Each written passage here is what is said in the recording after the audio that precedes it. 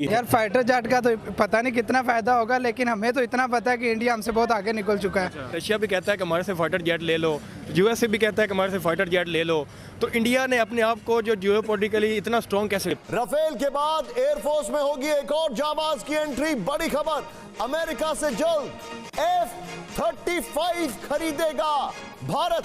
F-35 जो है ये देखें, this is one of the most advanced fighter jet in the world. और आप ये समझ लें कि किसी भी मुल्क की नेशनल सिक्योरिटी के लिए ये जरूरी है। सेम कल्चर है सब कुछ। अभी शादी से आ रहा हूँ, ये क्या हमारा कल्चर है? अच्छा, ये मेहंदी क्या हमारा कल्चर में है?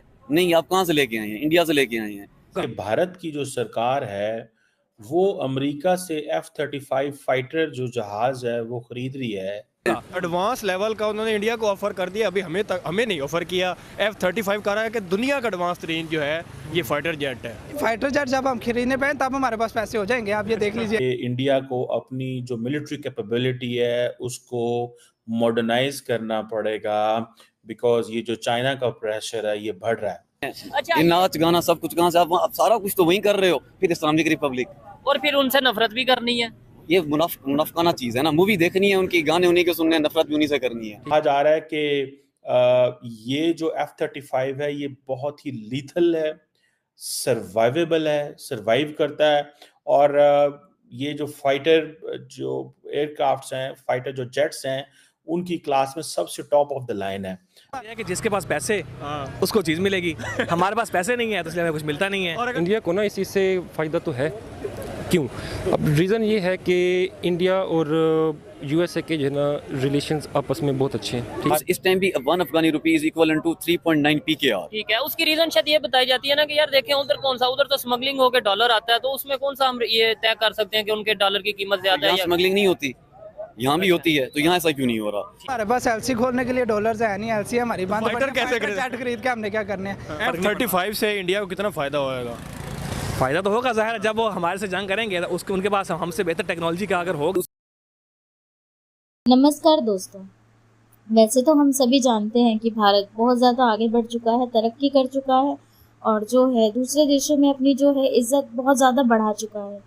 तो वहीं अब जो भारत है अमेरिका से F-35 जेट खरीदने वाला है, जो कि one of the advance technology वाला जेट है, फाइटर जेट है, जो कि वॉर में बहुत ही ज़्यादा मदद करेगा। और जब ऐसी एडवांस टेक्नोलॉजी वाले जेट भारत के पास होंगे तो दूसरे देशों को भी ये बातें याद रहेगी कि भारत को हम ज़्यादा डैमेज ना करें या भारत से हम बेफालतू में पंगे ना लें, क्योंकि अब भारत कोई पीछे नहीं है। भारत के पास एडवांस टेक्नोलॉजी वाले इक्विपमेंट्स हैं जिससे वो बहुत अच्छे से लड़ सकते हैं और मुंह तोड़ जवाब दे सकते हैं।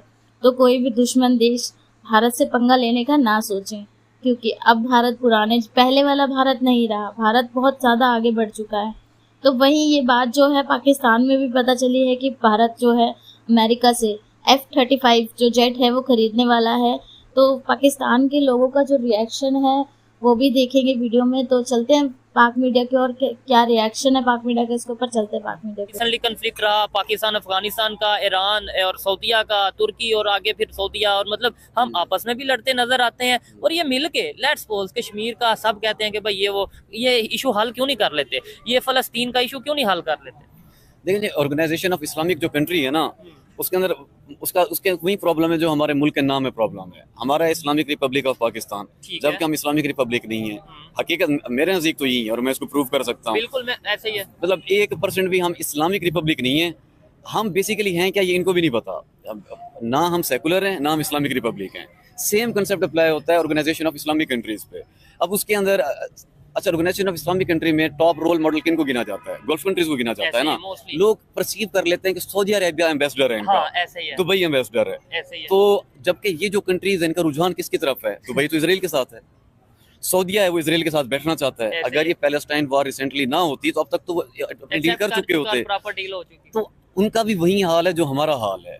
नाम के ऑर्गेनाइजेशन ऑफ इस्लामिक कंट्री है, अदरवाइज ये उल्टा मजीद नुकसानदेह इदारा है। लेकिन अब आप भी कह रहे हैं कि ये आप देखें, ये बड़ी खतरनाक बात कर रहे हैं, फिर आप पे मुश्किलात भी इसी वजह से शायद आती हैं। आप कह रहे हैं OIC एक बड़ा मतलब खतरनाक इदारा है। ये एक खतरनाक इदारा है। देखें, इसी तरह यूनाइटेड नेशन भी खतरनाक इदारा है। मैं आपको बताता हूँ, इदारे के जो एक फर्ज है ना कि उसने ये काम करना है, अगर वो ये काम नहीं करता, अब जैसे गाजा की वार हो रही है, हर बंदा कहेगा आपकी organisation of Islamic countries stand क्यों नहीं ले हाँ रही? बिल्कुल, ये सवाल भी बनता है ना। क्या पता ऑर्गेनाइजेशन ऑफ इस्लामिक कंट्रीज के अंदर कंट्री ही वो हो जो कि वेस्ट के इशारे पे चल रही हैं और उनकी कॉलोनीज हो। ठीक है। अब आप लोगों के आगे ये जवाब भी खो देंगे कि तो आपकी तो अपनी ऑर्गेनाइजेशन ही काम नहीं कर रही, जबकि वो हमारी ऑर्गेनाइजेशन है ही नहीं। अच्छा, ओआईसी जो है वो मुसलमानों हो की सकता है, ऑर्गेनाइजेशन नहीं। अगर हमारी होती तो अब तक इतने 41,000 किलिंग हो गई है गाजा में। अच्छा, तो फिर ये किस काम आएगी ऑर्गेनाइजेशन ऑफ इस्लामिक कंट्री? ठीक कश्मीर के केस में भी काम नहीं आ सकती, गाजा में भी काम नहीं आ सकती, अफगानिस्तान में भी काम नहीं आ सकती, ईरान इराक में भी काम नहीं आ सकती, तो कब काम आएगी? फिर तो यूजलेस हुई ना। हाँ, अलबत्ता नरेंद्र मोदी को इनवाइट करने के लिए उसमें काम आ सकती है। आप ये मतलब अच्छा, ऑर्गेनाइजेशन ऑफ इस्लामिक कंट्री में फिर नरेंद्र मोदी का क्या लेना देना है? कैसे हम अपने आप को बचा सकते हैं इन केस इंडिया जो है वो अमेरिका से ये जहाज जो है वो ले लेता है।